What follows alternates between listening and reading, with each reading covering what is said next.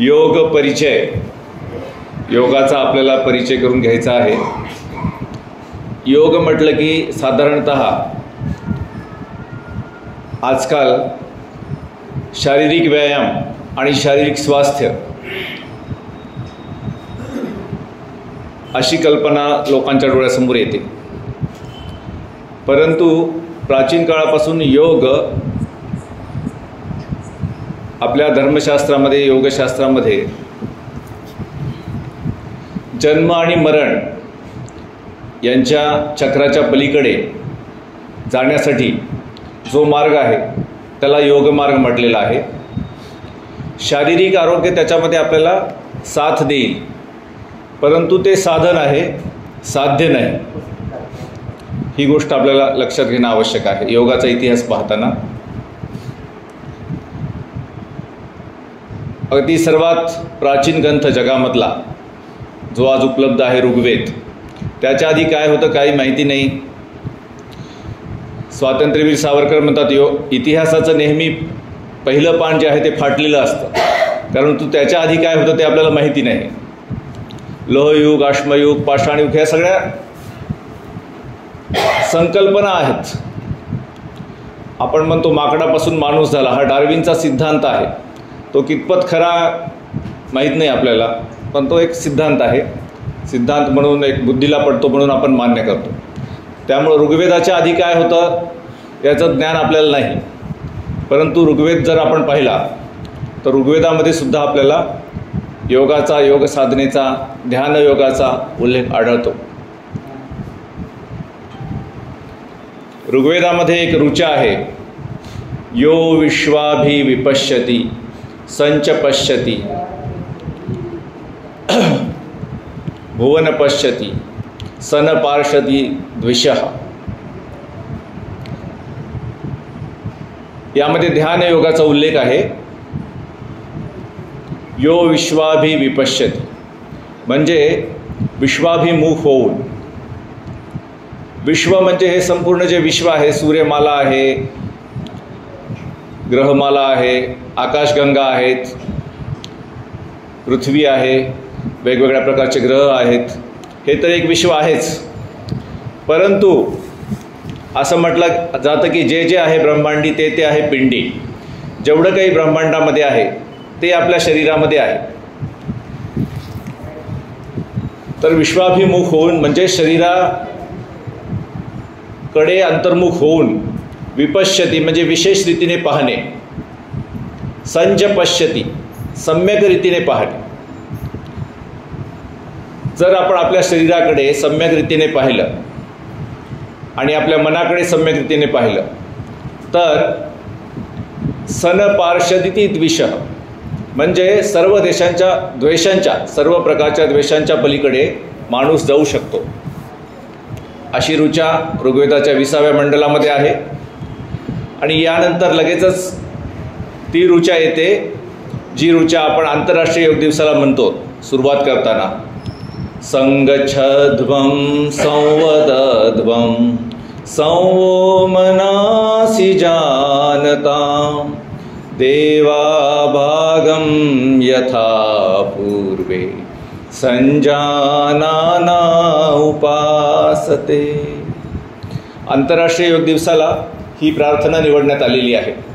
आंतरराष्ट्रीय योग दिवसाची जेव्हा बैठक बसली होती की कुठली प्रार्थना निवडायची आंतरराष्ट्रीय योग दिवसाचा अभ्यासक्रम निवडण्यासाठी, तेव्हा दिवंगत आपल्या भारताच्या परराष्ट्रमंत्री पद्मश्री सुषमा स्वराज यांनी ही ऋचा सुचवलेली आहे. संगच्छध्वं संवदध्वं संवो मनासि जानतां देवाभागं यथा पूर्वे संजानाना उपासते. ही ऋचासुद्धा ऋग्वेदामधली आहे, 20व्या मंडलातली. ऋग्वेद जेव्हा संपत येतो तेव्हा शेवटी ही ऋचा येते. संगच्छध्वं म्हणजे काय, तर आपण सर्वजण सोबत मिळून चालू.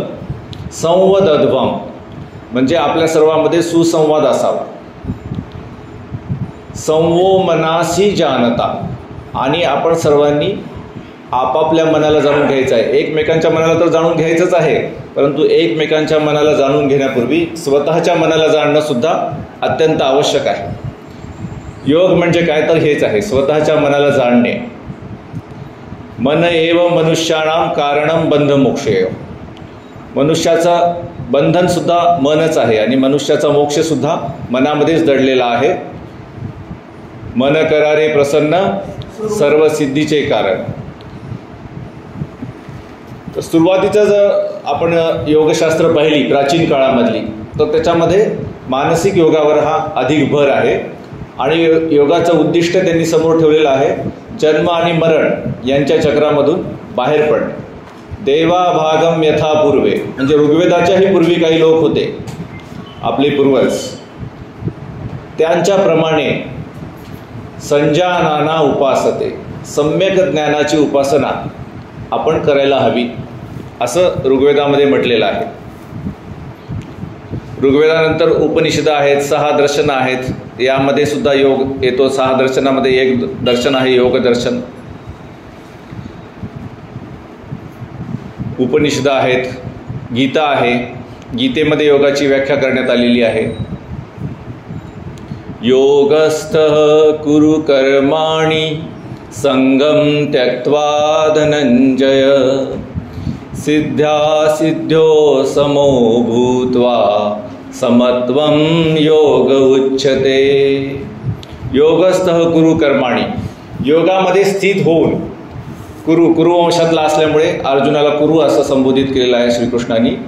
योगस्थः कुरु कर्माणि, कर्म करत राहा योगामध्ये स्थित हो. योग या शब्दाचा अर्थ बरोबर असाही होतो. कुठलीही गोष्ट जर बरोबर असेल तर आपण तिला योग्य असं म्हणतो. योग या शब्दापासूनच योग्य हा शब्द आलेला आहे. आणि कुठलीही जर गोष्ट चूक असेल तर त्या गोष्टीला आपण अयोग्य म्हणतो, म्हणजे योगाच्या अनुकूल नाही. ठीक आहे. योगस्थः कुरु कर्माणि संगम त्यक्त्वा धनंजय. संग हा शब्द संस्कृतमध्ये आसक्तीसाठी वापरण्यात आलेला आहे. कुठल्याही गोष्टीची आसक्ती, कुठलीही गोष्ट हवीशी वाटणे, तिला चिकटून राहणे, या आसक्तीचा त्याग करावा हा पण योग आहे. संगम त्यक्त्वा धनंजय सिद्ध्या सिद्ध समो भूत्वा. सिद्धी आणि असिद्धी, कुठलेही आपण काम करतो, आपण शिकवतो किंवा डॉक्टरची प्रॅक्टिस करतो, वकिली करतो, संसार करतो, खेळतो, योग शिकवतो, यामध्ये सिद्धी किंवा असिद्धी म्हणजे त्या गोष्टीच्या कडापर्यंत, शेवटपर्यंत, त्याच्या परिणामापर्यंत आपण जाऊ की नाही माहीत नाही. परंतु काम करणं सोडायचं नाही, काम करत राहायचं असा त्याचा अर्थ आहे. सिद्धी असो की असिद्धी, समोभूत्वा दोन्हीलाही समान म्हणायचं, परंतु काम करणं सोडायचं नाही, कर्मफळाचा विचार करायचा नाही. आणि दोन्हीमध्ये आपल्या मनाची स्थिती समान ठेवायची, मन प्रसन्न ठेवायचं नेहमीच. त्याला सुद्धा योग म्हटलेला आहे. समत्वम योग उच्यते. गीतेमध्येच आणखी एक व्याख्या आहे, बुद्धियुक्तो जहातीह उभे सुकृत दुष्कृते तस्मात् योगाय युज्यस्व योगः कर्मसु कौशलम. बुद्धियुक्तो जहातीह उभे सुकृत दुष्कृते, म्हणजे कुठलंही कर्म करताना प्रज्ञासोबत ठेवायची आहे, बुद्धीसोबत ठेवायची आहे. आणि बुद्धीसोबत असली म्हणजे काय होतं तर कर्मफळाचा त्याग माणसाला सहज करता येतो. कुठलंही कर्म करताना मीपणाचा भाव येऊ नये असा अर्थ त्याच्या मागे आहे. कुठलंही कर्म करत असताना मीपणाचा भाव त्यामागे येऊ नये. उभे सुकृत दुष्कृते, म्हणजे आपल्या हातून काम चांगलं घडत असो किंवा चुकून एखाद्या वेळेस वाईट कर्म घडलं तर दोन्हीचा कर्तेपणा आपण घ्यायचा नाही, मीपणा त्याच्यामध्ये असला नाही पाहिजे. आपल्या मनाचा आणि आपल्या शरीराचा मालक निसर्ग आहे, ज्याला आपण परमेश्वरसुद्धा म्हणतो. हे शरीर हे आपल्या मालकीचं नाही, हे निसर्गाच्या मालकीचं आहे. आपला जन्म होतो, जन्मल्या आपण 2-2.5-3 किलोचे असतो, काही त्यापेक्षाही कमी असतात. आणि ते हळूहळू वाढत जातं. निसर्गापासूनच खाद्य घेऊन हे शरीर वाढत जातं, हळूहळू वाढत जातं, मोठं होतं आणि एके दिवशी ते थांबतं. कशा प्रकारे वाढेल, काळं असेल का गोरं असेल, त्याचं वजन किती होईल, थोडंफार आपण नियंत्रण करू शकतो. परंतु अल्टिमेट नियंत्रण जे आहे ते निसर्गाच्या हातामध्ये आहे, मृत्यू निसर्गाच्या हातामध्ये आहे. तर हे शरीर आपलं नाही आहे. त्याचप्रमाणे मन जे आहे, मनसुद्धा सतत बदलत असतं. एखादी गोष्ट आज आपल्याला आवडत असेल तर ती उद्या आवडेलच असं नाही. एखादा विचार आपण आज करतो, असं आपण योजना आखतो, परंतु ती नंतर योजना बदलते. मन हे असं म्हणतात की शरीर प्रत्येक क्षणाला शरीरामधल्या पेशी जे आहेत त्या रेणूंनी बनलेल्या आहेत आणि रेणू हे अणूंनी बनलेले आहेत, अणू हे परमाणूंनी बनलेले आहेत, इलेक्ट्रॉन, प्रोटॉन आणि न्यूट्रॉन. म्हणजे शरीर कशाने बनलेलं आहे, इलेक्ट्रॉन्स, प्रोटॉन्स आणि न्यूट्रॉन्स यांनी शरीर बनलेलं आहे. आणि हे सतत कितीतरी लाख वेळा हे बदलत असतात. अणू, रेणू आणि इलेक्ट्रॉन, प्रोटॉन आणि न्यूट्रॉन शरीरामधले. आपण श्वास घेतो, त्यामध्ये ऑक्सिजन येतो, मध्ये बाहेर कार्बन डायऑक्साईड जातो, त्याच्यासोबत नायट्रोजनसुद्धा असतो, त्याच्यामध्ये इलेक्ट्रॉन्स, प्रोटॉन्स, न्यूट्रॉन्स असतात. आपल्या शरीरातले करोडो इलेक्ट्रॉन्स, प्रोटॉन्स आणि न्यूट्रॉन्स प्रत्येक श्वासाबरोबर बाहेर फेकले जातात आणि दुसऱ्यांच्या शरीरातले करोडो इलेक्ट्रॉन्स, प्रोटॉन्स आणि न्यूट्रॉन्स श्वासातर्फे आपल्या शरीरामध्ये येतात. मग आपल्या शरीराला हे आपलं शरीर कसं म्हणता येईल? मी नावाची काही गोष्ट शरीरामध्ये आहे का, हे जर आपण शोधून पाहिलं शरीराचं निरीक्षण करून. डोळे म्हणजे मी आहे का, कान म्हणजे मी आहे का, कपाळ म्हणजे मी आहे का, तर यापैकी कुठल्याही गोष्टीवर आपलं स्वतःचं नियंत्रण नाही. निसर्ग ज्याप्रमाणे निसर्गाचे नियम आहेत त्याप्रमाणे निसर्ग या इंद्रियांना वागणूक देतो. त्यामुळं म्हटलेलं आहे बुद्धियुक्तो जहातीह उभे सुकृत दुष्कृते. आणि आपलं मनसुद्धा केवळ तरंग आहेत, वेगवेगळ्या प्रकारचे तरंग आहेत. जितक्या वेळा शरीर बदलतं एका सेकंदामध्ये त्याच्या 17 पट मन बदलत असतं. आणि कुठला तरी एक विचार जो प्रमुख होऊन वारंवार आल्यामुळे आपल्याला जाणवतो की हा विचार माझा आहे म्हणून. तस्मात् योगाय युज्यस्व, त्यामुळे योगामध्ये म्हणजे समतेमध्ये तू राहा, सुख आणि दुःख यांना समान मानून राहा, असं भगवान श्रीकृष्ण अर्जुनाला सांगतात. योगः कर्मसु कौशलम. आपण जे कर्म करतो त्याच्यामध्ये कौशल्य ठेवायचं आहे. कौशल्य हेच ठेवायचं आहे. कर्म तर करायचं, परंतु कर्मामध्ये मीपणा येऊ द्यायचा नाही. त्याला म्हटलेलं आहे योगः कर्मसु कौशल्य. गीतेमध्येच योगाची आणखी एक व्याख्या सांगितलेली आहे. युक्त आहार विहारस्य युक्त चेष्टस्य कर्मसु युक्त स्वप्नावबोधस्य योगो भवति दुःखः. आता हे थोडं शारीरिक योगाकडे आलेलं आहे. युक्त आहार विहारस, आपला जो आहार आहे तो योग्य असला पाहिजे, आपला जो विहार आहे तो योग्य असला पाहिजे, आपण जे कर्म करतो ते योग्य असले पाहिजेत आणि झोपसुद्धा आपली योग्य असली पाहिजे. तर अशा प्रकारचा योग केल्याने दुःखाचा नाश होतो असं भगवान श्रीकृष्ण म्हणतात. अशा प्रकारे वेदामध्ये, उपनिषदामध्ये, गीतेमध्ये योगाची व्याख्या येते. त्यानंतर भगवान महावीर आणि भगवान बुद्ध यांचा काळ आलेला आहे आणि भगवान बुद्धांनी म्हटलेलं आहे, योगावे जायती भूरी अयोगाय भूरी संख्यात. काय अर्थ होतो या गोष्टीचा? तर योगामुळे प्रज्ञा जागते, ज्ञान जागतं आणि योग जर नसेल तर प्रज्ञेचा नाश होतो. आणि भगवान बुद्धांनी सुद्धा 8 मार्गाचा योग मार्ग सांगितलेला आहे. त्यामध्ये सम्यक दृष्टी, सम्यक संकल्प, सम्यक वाणी, सम्यक कर्म, सम्यक आजीविका, सम्यक व्यायाम, सम्यक स्मृती आणि सम्यक समाधी असे 8 अंग भगवंतांनी सांगितलेले आहेत. एक एक अंग आपण पाहूया. सम्यक दृष्टी म्हणजे काय? तर जगापुढे पाहण्याचा आपला जो दृष्टिकोन आहे तो सम्यक असला पाहिजे, ज्ञानयुक्त असला पाहिजे. पतंजली महर्षींनी अविद्येची व्याख्या सांगितलेली आहे. अनित्य गोष्टींना नित्य समजणे, दुःखाला सुख समजणे, अशुभाला शुभ समजणे आणि अनात्मला आत्म समजणे म्हणजे अविद्या. तर ही अविद्या आपल्या दृष्टीमध्ये नसली पाहिजे. सर्व काही अनित्य आपल्याला सगळ्याला माहिती आहे. जगामध्ये कुठलीही गोष्ट कायम राहत नाही. जी गोष्ट उदयाला येते ती अस्त पावतेच. परंतु आपण आपल्या जीवनामध्ये अनेक गोष्टींना पकडून राहतो. ती गोष्ट नित्य राहावी असं आपल्याला वाटतं आणि त्या गोष्टीला नित्य समजून आपण व्यवहार करतो. ही एक अविद्या आहे. तसंच दुःखाला आपण सुख समजतो. बऱ्याच गोष्टी ह्या कालांतराने आपल्याला दुःख देतात. ज्या गोष्टी प्रत्यक्ष दुःख देतात तर त्या तर दुःख देतातच, परंतु काही गोष्टी ह्या सुरुवातीला सुखद वाटतात किंवा खरोखर सुखद असतातही, परंतु जेव्हा त्यांचा नाश होतो तेव्हा आपल्या वाटेला दुःखच येतं. तर अशा प्रकारे दुःखाला आपण सुख समजतो. ही एक अविद्या आहे.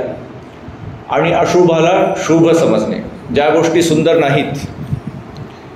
आपलं शरीर आहे, आपलं शरीर आपल्याला खूप सुंदर वाटतं. रंग गोरा आहे, बळकट शरीर आहे, स्नायू पिळदार आहेत, परंतु आपल्या शरीराला 9 द्वारं आहेत आणि कुठल्याही द्वारामधून कुठलीही चांगली गोष्ट बाहेर येत नाही.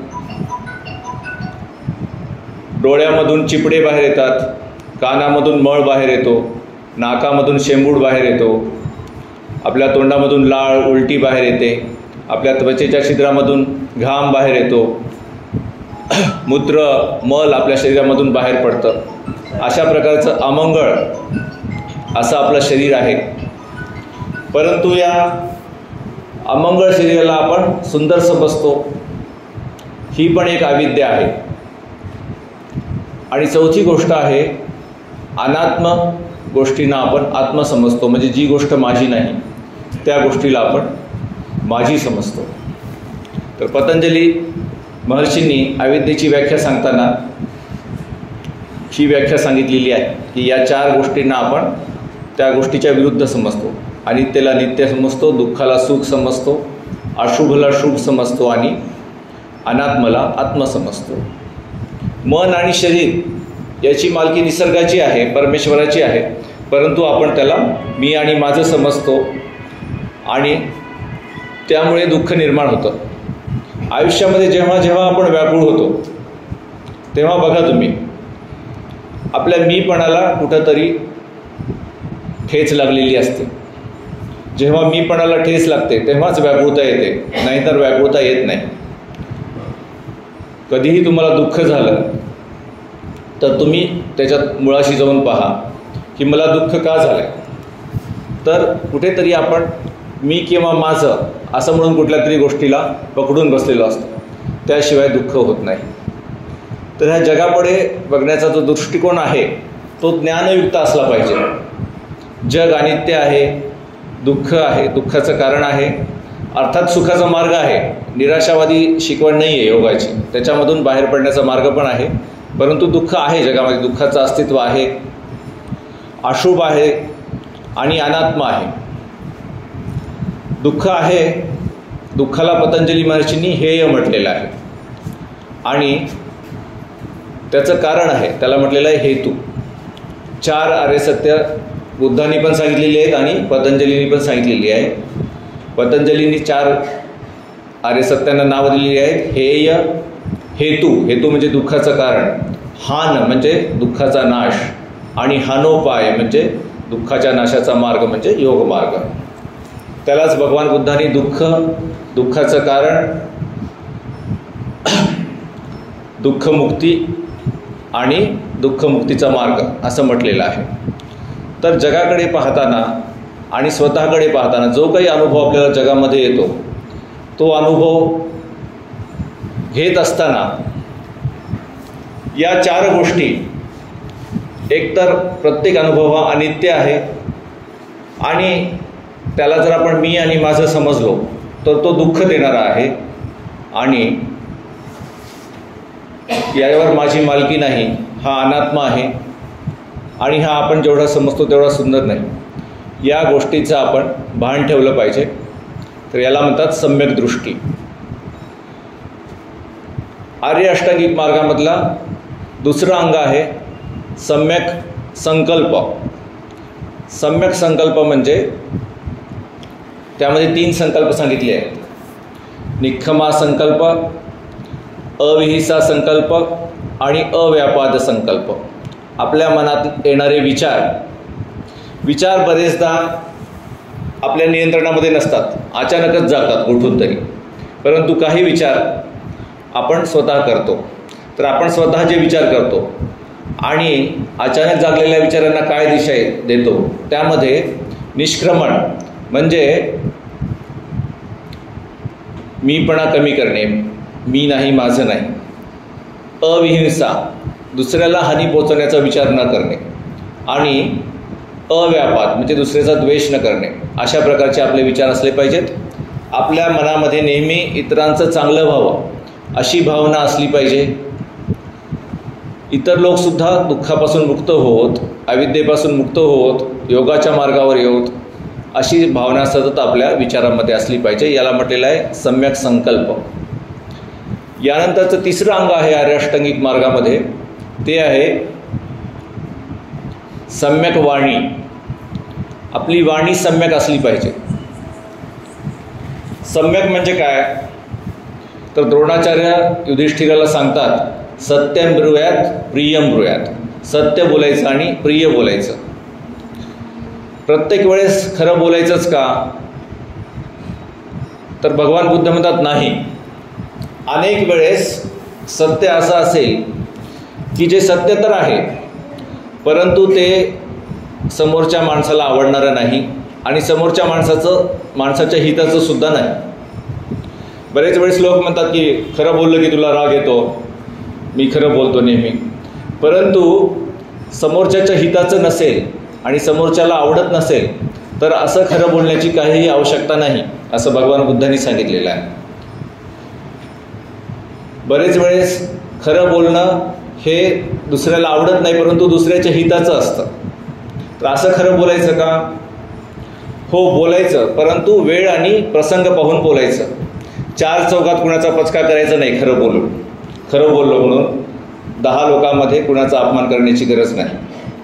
खरं जरी बोलायचं असलं तरी आपण समोरच्याच्या हिताचं जरी असलं तर नेहमी त्याला एकांतामध्ये घेऊन बाजूला घेऊन आपण सांगू शकतो. 10 लोकांमध्ये त्याचा खरेपणा उघड करण्याची गरज नाही, असं भगवान बुद्ध म्हणतात. खरं असेल, अप्रिय असेल, समोरच्याच्या हिताचा असेल तर वेळ आणि प्रसंग पाहून अवश्य बोलावं, कुठेही बोलू नये. आणि खरं असेल, प्रिय असेल आणि समोरच्याच्या हिताचं असेल ते सुद्धा वेळ आणि प्रसंग पाहून बोलावं. खोटं असेल आणि समोरच्याला आवडत असेल परंतु समोरच्याच्या हिताचं नसेल तर ते कधीच बोलू नये. फक्त समोरच्याला आवडतं म्हणून खोटं बोलू नये. आणि खोटं आहे, अप्रिय आहे आणि समोरच्याच्या हिताचंही नाही असंही खोटं कधीच बोलू नये. किंबहुना खोटी गोष्ट कधीच बोलू नये. सत्य बोलता येत नसेल तर एकतर मौन राहावं किंवा विषय बदलावा. अशा प्रकारचा उपदेश भगवान बुद्धांनी केलेला आहे. यानंतर चौथं अंग आहे आर्य अष्टांगिक मार्गाचं, सम्यक कर्म.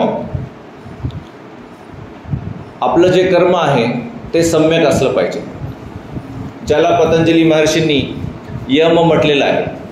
अहिंसा, सत्य, अस्थेय, ब्रह्मचर्य आणि अपरिग्रह. अहिंसा, आपल्या स्वतःच्या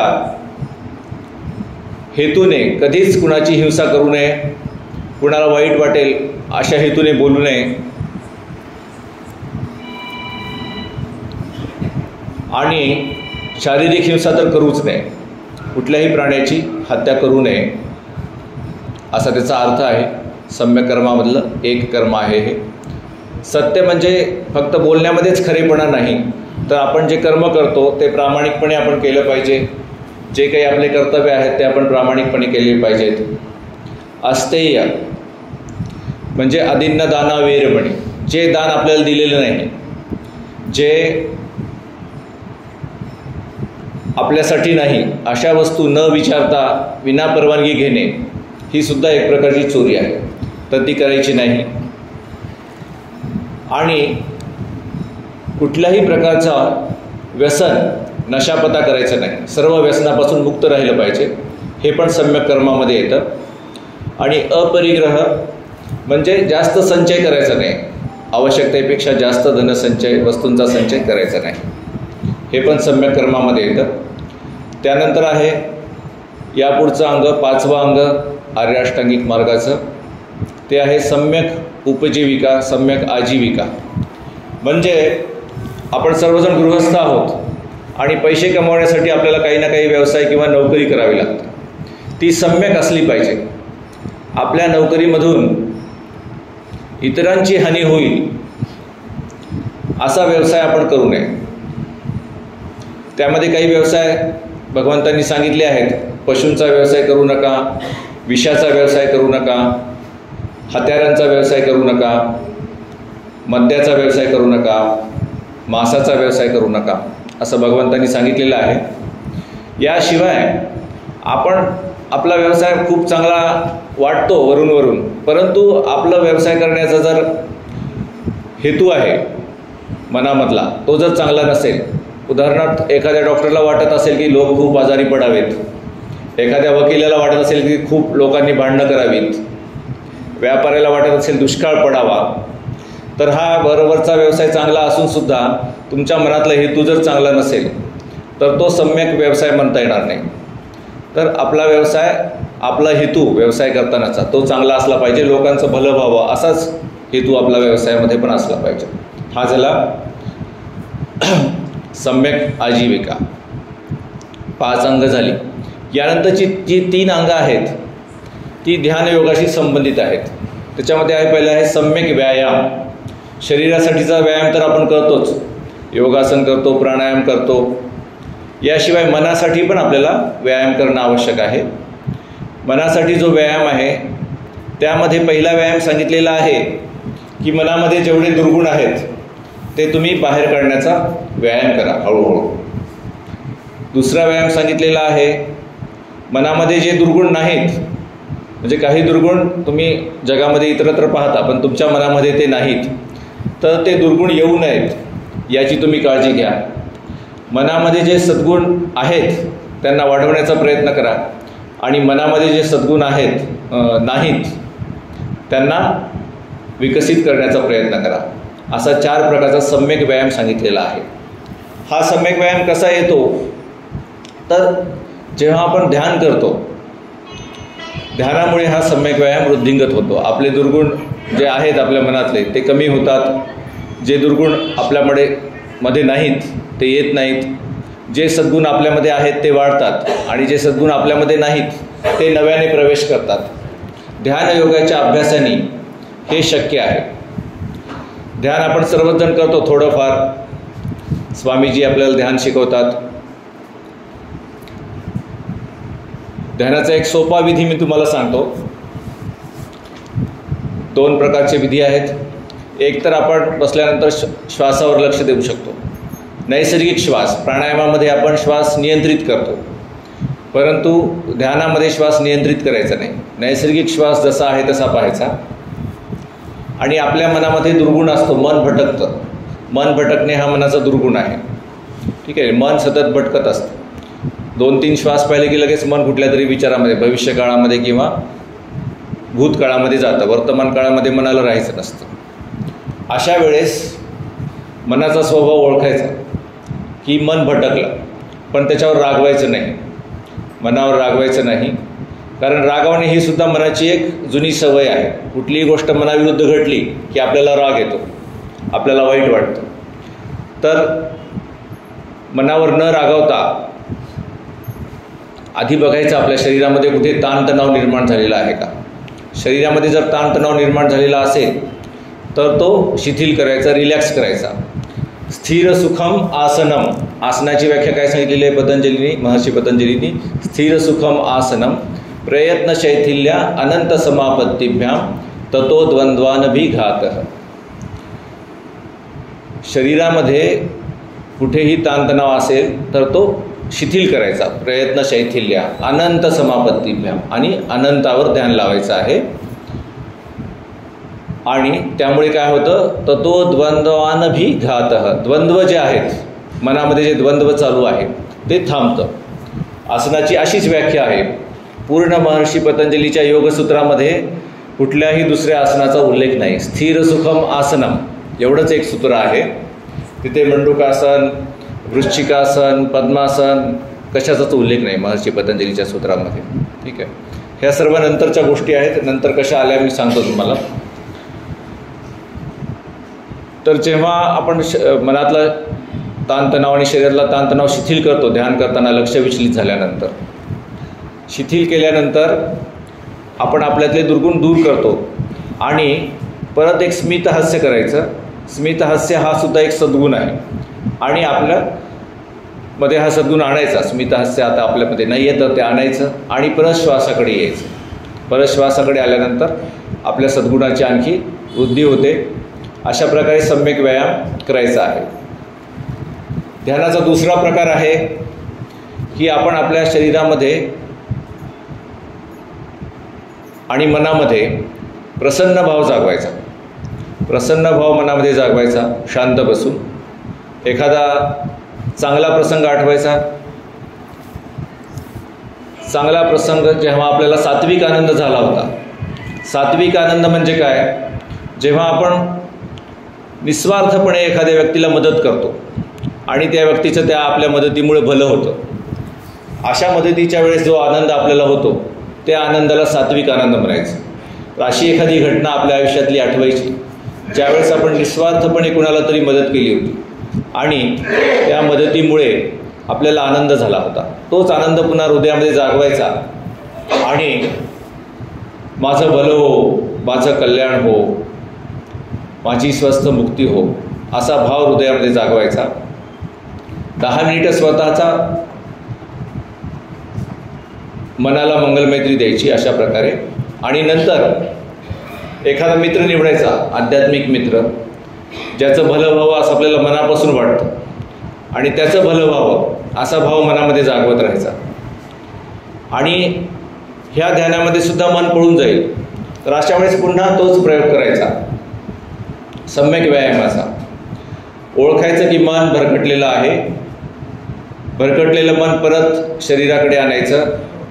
शरीरामध्ये कुठे ताणतणाव आहे का ते पाहायचं.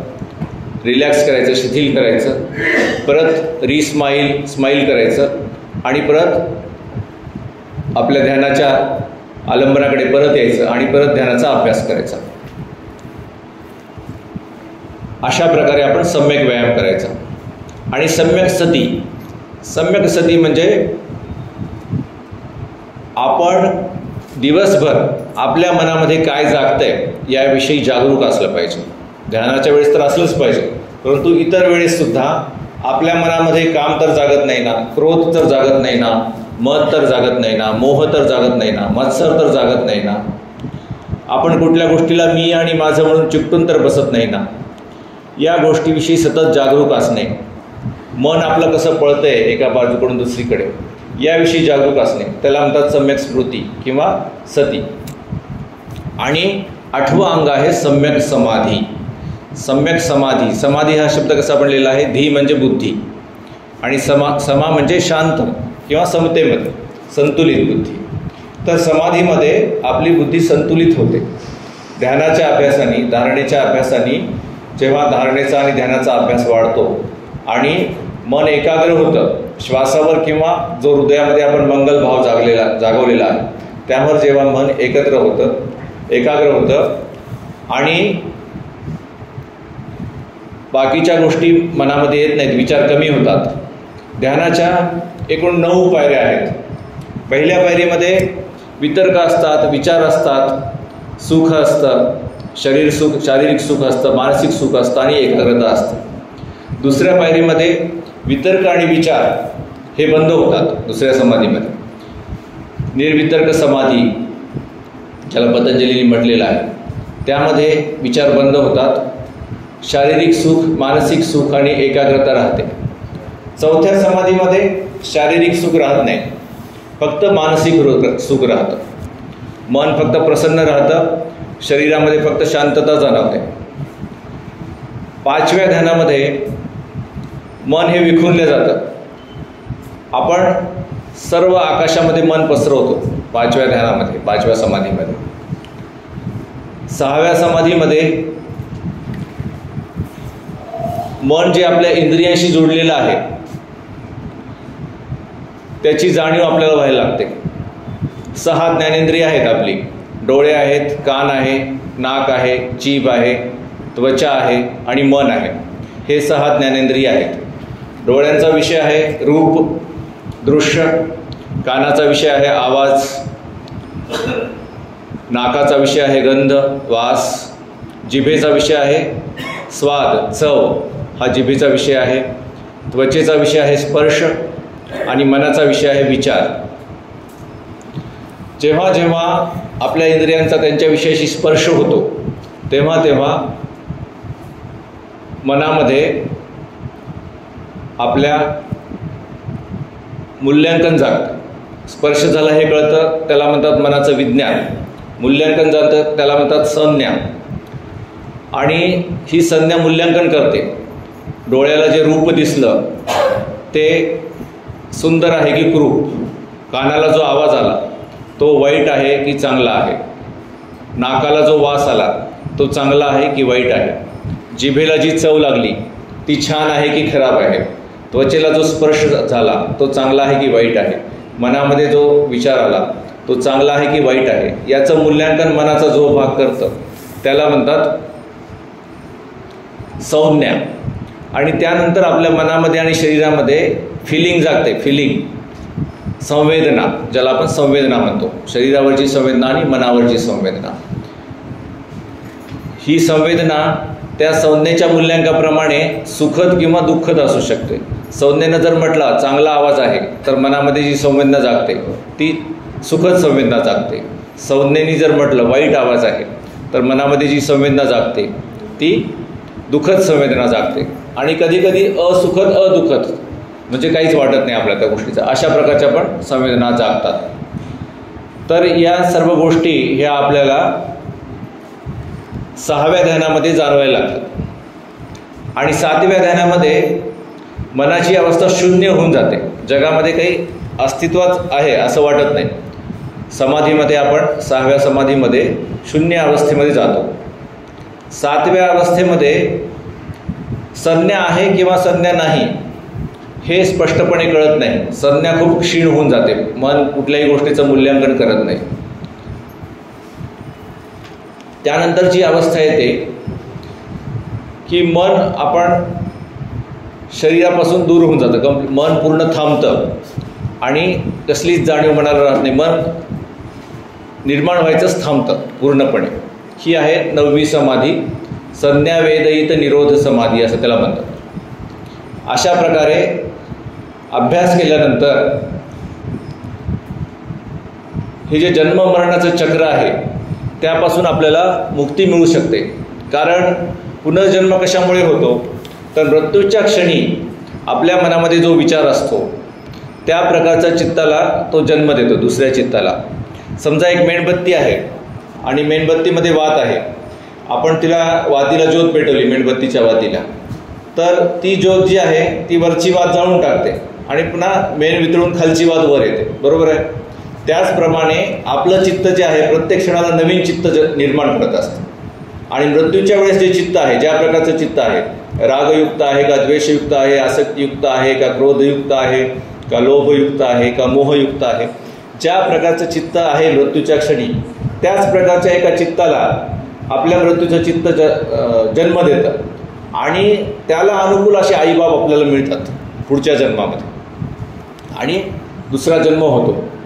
परंतु आपण चित्त जर पूर्णपणे निर्विकार ठेवलं मृत्यूच्या वेळेस तर आपला पुनर्जन्म होऊ शकणार नाही. तर हा निर्विकारतेचा मनाचा अभ्यास म्हणजेच योग आहे. योग चित्तवृत्ती निरोध, चित्तांच्या सर्व वृत्तींचा निरोध करणे म्हणजे योग आहे असं महर्षी पतंजलींनी म्हटलंय. आपण आसन करतो, प्राणायाम वेगवेगळ्या प्रकारचे आसनं करतो, योगिक जॉगिंग करतो, हे सुद्धा योग आहे, योग नाही असं मी म्हणत नाही. परंतु पतंजलीला काय अपेक्षित आहे तर चित्तवृत्तींचा निरोध हा पतंजलीला अपेक्षित आहे, महर्षींना. ठीक आहे, तोच भगवान बुद्धांना सुद्धा अपेक्षित आहे.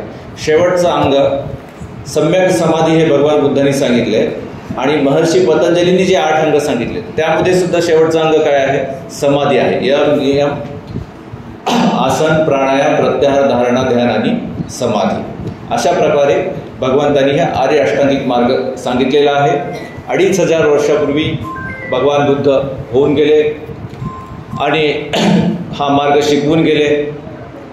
त्यांच्यानंतर साधारणतः 500 वर्षांनी महर्षी पतंजलींचा जन्म झाला भारतामध्ये.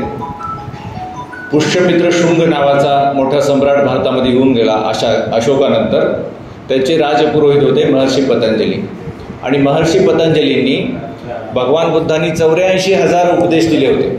त्या 84,000 उपदेशांचा सार त्यांनी केलेला आहे फक्त 195 किंवा 196 सूत्रामध्ये. महर्षी पतंजलींनी हे योगाचं सार सांगितलेलं आहे. त्याच्यामध्ये त्यांनी हे 8 अंग सांगितलेले आहेत, यम नियम आसन प्राणायाम प्रत्याहार धारणा ध्यान आणि समाधी.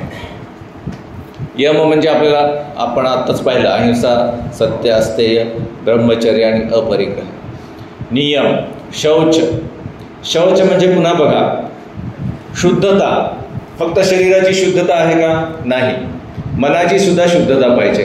आणि मनाची शुद्धता कशामध्ये आहे, मनामध्ये मीपणा न येऊ देणे, आसक्ती न येऊ देणे, हीच मनाची शुद्धता आहे.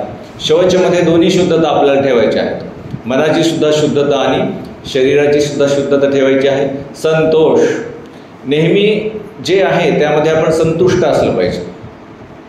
याचा अर्थ आपण कामच करायचं असं नाही, ठीक आहे, काम करत राहायचं, परंतु जे स्थिती ह्या क्षणी आहे त्या स्थितीमध्ये संतुष्ट राहून काम करायचं, तर काम अधिक चांगलं होईल. बऱ्याच लोकांना वाटतं की आपल्याला आसक्ती असल्यामुळेच आपण काम करतो, आसक्ती नसेल तर काम होणारच नाही.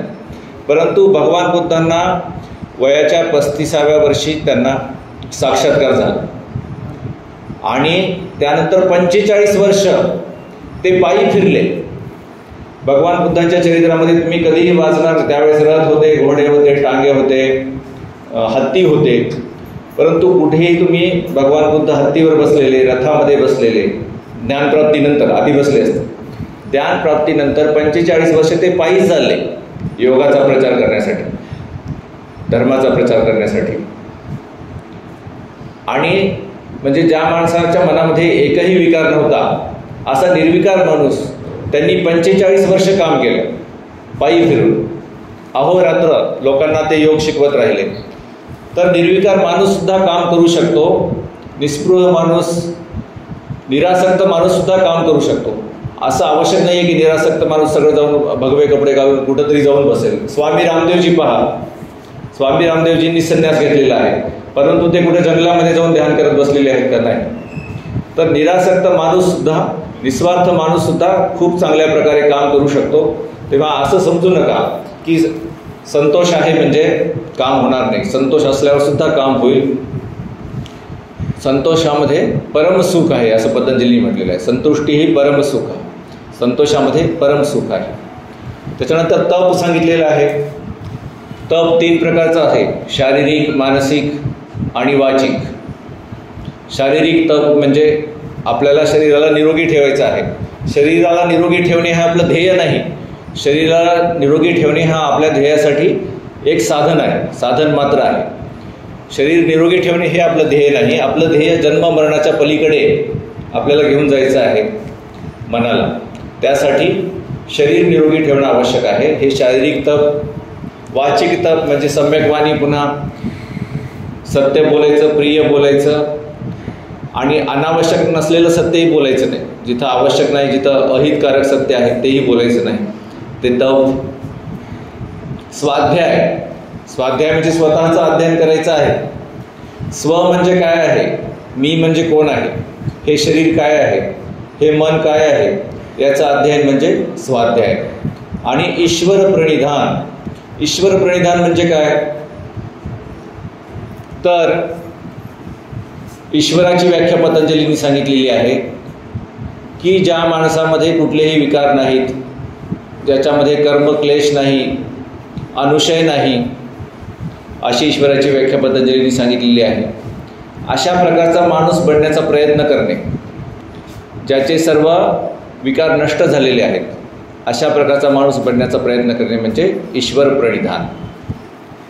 त्यानंतर आसन सांगितलेलं आहे पतंजलीने, त्याची चर्चा आपण आधीच केली. स्थिर सुखम आसनम प्रयत्न शैथिल्य अनंत समापत्तीभ्याम ततो द्वंद्वानभिघातः. आसन म्हणजे स्थिर आणि सुखमय. ज्या आसनामध्ये आपल्याला स्थिर बसता येईल, सुखासनामध्ये असो, पद्मासनामध्ये असो, वज्रासनामध्ये असो, कुठल्याही ध्यानाच्या एका आसनामध्ये, सिद्धासनामध्ये, अशा आसनामध्ये बसा आणि ताणतणाव शिथिल करा म्हणून सांगितले. प्रयत्न शैथिल्य अनंत समापत्तीभ्याम. आणि अनंतामध्ये ध्यान लावा. अनंत मंगलमैत्री, अनंत करुणा, 4 प्रासाद सांगितलेले आहेत पतंजलींनी. मैत्री, करुणा, मुदिता आणि उपेक्षा. मंगल मैत्री म्हणजे सर्वांविषयी चांगला भाव ठेवणे. जगामध्ये जेवढे काही जिवंत प्राणी आहेत त्या सर्वांचं भलं हो असा भाव मनामध्ये ठेवणे म्हणजे मैत्रीचा भाव. करुणा, जे लोक दुःखी आहेत, आणि सर्वच लोक दुःखी आहेत, जो जन्माला आला आहे तो दुःखी आहे बघा. कारण जन्माला आल्यानंतर म्हातारपण, रोग, मृत्यू, अप्रिय व्यक्तींचं भेट, प्रिय व्यक्तींचा दुरावा, या सर्व गोष्टी जन्माला आल्यानंतर येतच राहतात. आणि त्यामुळे सर्वच लोक दुःखी असल्यामुळे सर्वाप्रतीच करुणा आपल्या मनामध्ये असली पाहिजे. आणि मुदिता, जर कुणी यातून बाहेर पडण्याचा प्रयत्न करत असेल, योगामध्ये प्रगती करत असेल, योग मार्गावर एखादा साधक पुढे जात असेल, तर त्याच्याविषयी आपल्याला आनंद वाटला पाहिजे. दुसऱ्याची प्रगती पाहून आनंद वाटणे याला म्हणतात मुदिता. अवघड गोष्ट आहे दुसऱ्याची प्रगती पाहून आनंद वाटणे, परंतु हा एक ब्रह्मविहार म्हणून सांगितलेला आहे, चित्तप्रसाद म्हणून सांगितलेलं आहे पतंजलीने. यावर पण ध्यान करता येतं. आणि उपेक्षा, आपल्याला कोणी त्रास दिला, आपल्याला जो त्रास होतो त्याची उपेक्षा करणे. सुख असो की दुःख, त्याच्यामध्ये मीपणा न येऊ देणे म्हणजे उपेक्षा. मैत्री, करुणा, मुदिता आणि उपेक्षा याच्यावर लक्ष द्यायला सांगितलेलं आहे. अनंत समापत्ती म्हणजे या गोष्टी अनंत वाढवायच्यात, मनामध्ये या गोष्टीचा अनंत अभ्यास करायचा आहे आसनामध्ये. ठीक आहे, कुठल्याही एका स्थिर आणि सुखदायक आसनामध्ये बसून मैत्री, करुणा, मुदिता, उपेक्षा यापैकी एका गोष्टीचा अनंत अभ्यास करायचा आहे. अनंत समापत्तीभ्याम.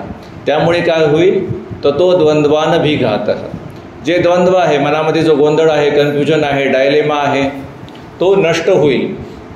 स्थिर सुखम आसनम प्रयत्न शैथिल्य अनंत समापत्तीभ्याम ततो द्वंद्वानभिघातः. स्थिर आसनामध्ये बसल्यामुळे हे झालं आसन. त्याच्यानंतर प्राणायाम. प्राणायामामध्ये पतंजलींनी आपण जे प्राणायाम करतो ते पतंजलीच्या योगसूत्रामध्ये नाहीत.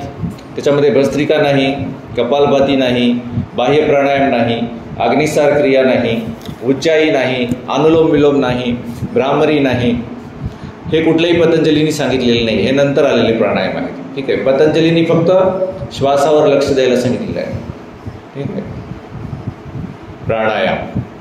प्रत्याहार. प्रत्याहार म्हणजे आता आपण 6 इंद्रिय आपण पाहिले. डोळे, कान, नाक, जीभ, त्वचा आणि मन. या 6 इंद्रियाचे जे 6 विषय आहेत, या 6 इंद्रियांना विषयांपासून दूर करून स्वतःकडे वळवणे म्हणजे प्रत्याहार.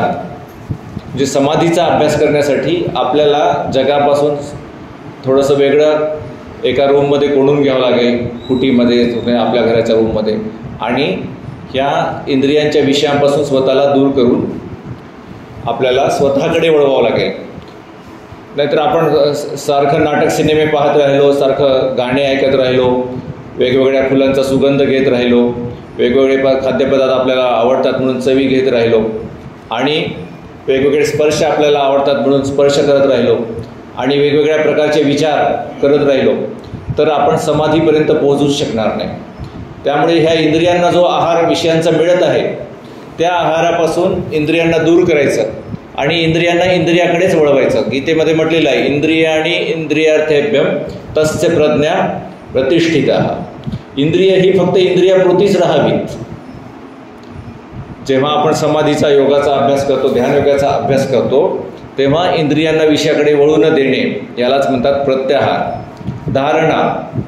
धारणा म्हणजे कुठल्या तरी एखाद्या गोष्टीवर लक्ष केंद्रित करणे, त्यासाठी विषय निवडणे, आलंबन निवडणे आणि लक्ष ठेवणे, याला म्हणतात धारणा. त्यावर लक्ष प्रत्येकतानता ध्यानम म्हणजे खूप वेळ लक्ष राहिलं की त्याला ध्यान म्हणतात.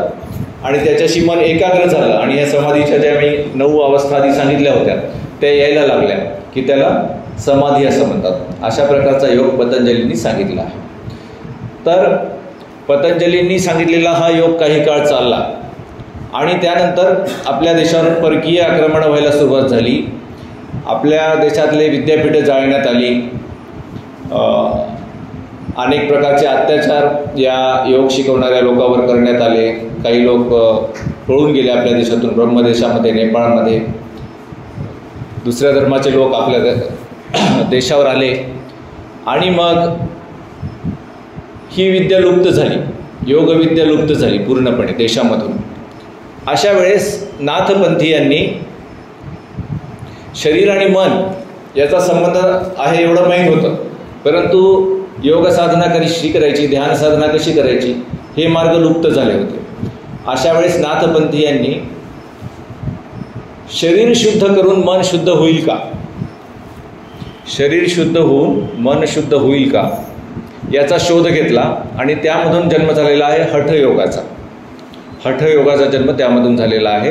मग त्यामधून षटक्रिया निघाल्या, त्यामधून मग वेगवेगळ्या प्रकारचे आसनं निघाले. हठयोग प्रतिपिका नावाचा ग्रंथ गोरक्षनाथाचे शिष्य स्वात्माराम यांनी लिहिलेला आहे. त्याच्यामध्ये 4 मुख्य प्रकरणं आहेत. पहिलं प्रकरण आसनांचं आहे. वेगवेगळ्या प्रकारचे आसनं त्यामध्ये सांगण्यात आलेले आहेत, वेगवेगळ्या प्रकारच्या मुद्रा सांगण्यात आलेल्या आहेत. कुंभक नावाचं प्रकरण आहे, त्यामध्ये हे प्राणायाम येतात सगळे. आपण जे प्राणायाम आज करतो ते हठयोगाचा भाग आहेत.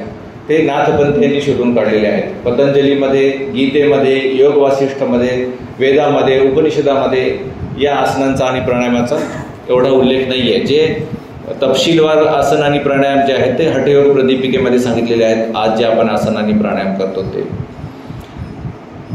आणि शेवटचा अध्याय त्याच्यामध्ये सुद्धा समाधीचा आहे, ध्यानाचा आहे.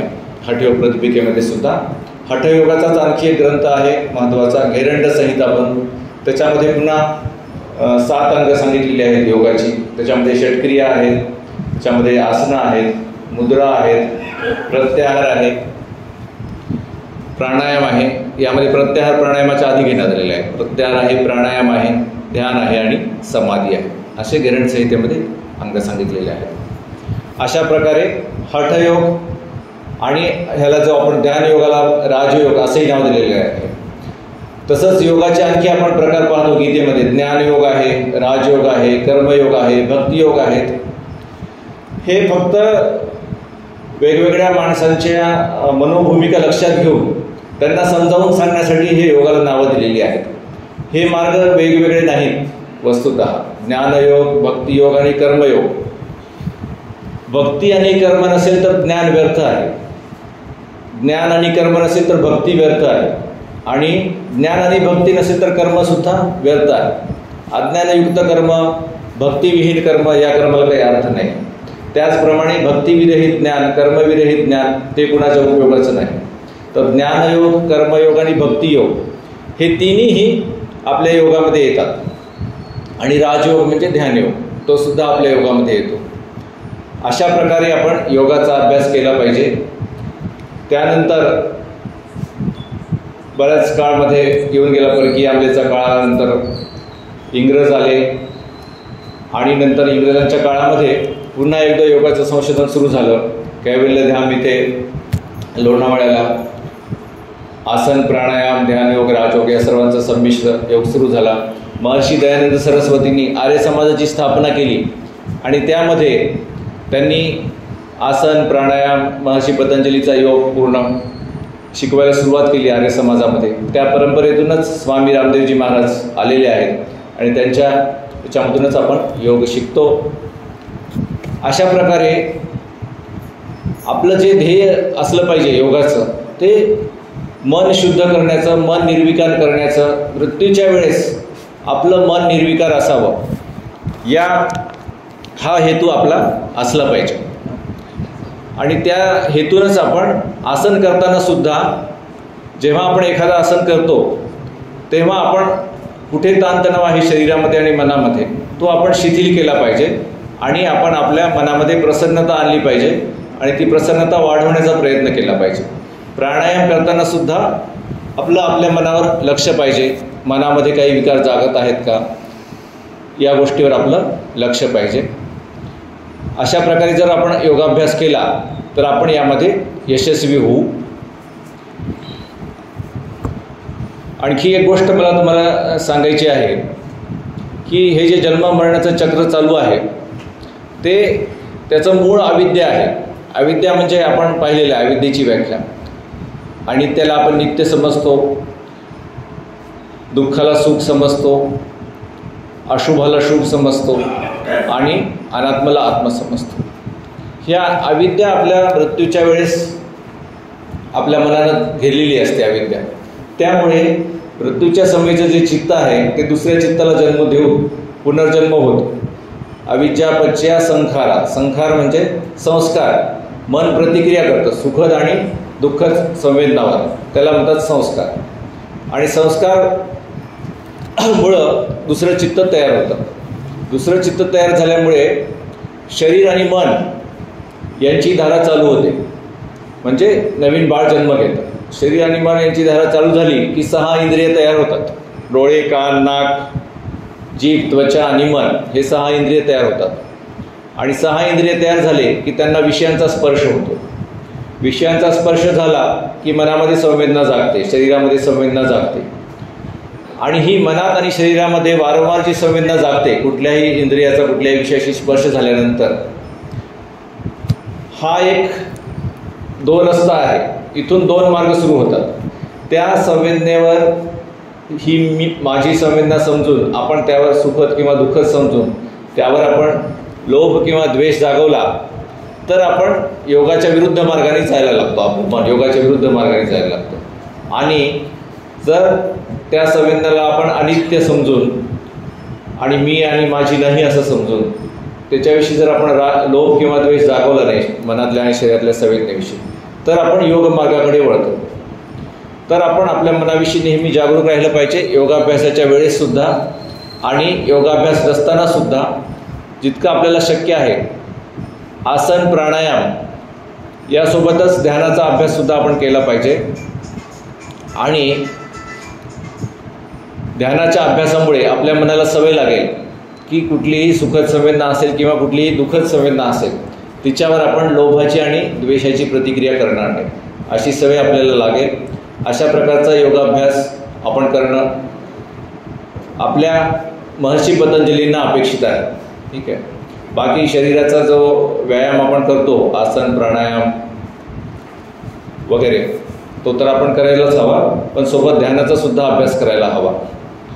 इतकं बोलून मी थांबतो. कुणाला काही प्रश्न असतील तर विचारू शकता.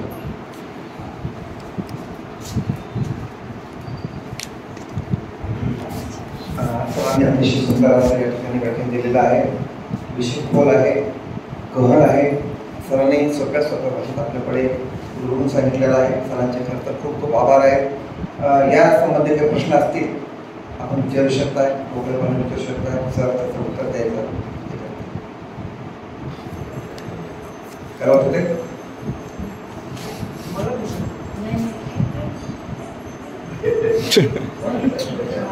सर आपण अतिशय सुंदरपणे विवेचन केलेलं आहे.